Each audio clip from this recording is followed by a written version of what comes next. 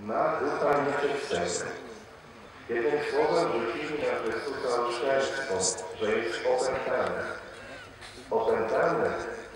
Opętanego zaś należy unieszkodliwić. Należy wycofać ze swoich wyjeżdżać podczas egzaminu w czasie świętowania przed pierwszą komunią świętą. Tak się przekazuje wspomnienia rodzinne, opowiadania o przodkach. Wierność Panu Bogu to życie według tych przekazów. To nie tylko by znać, wiedzieć, ale też żyć. Ten opomnie i samego siebie i swoich woli.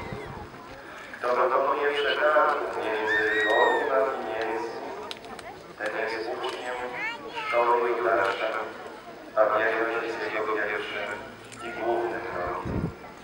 Wierną i matką Jezusa. To jest ten, kto pełni wolę Ojca Niebieskiego. Ty, Maryjo, jesteś bez skazy wierności. Jesteś Panią zawsze.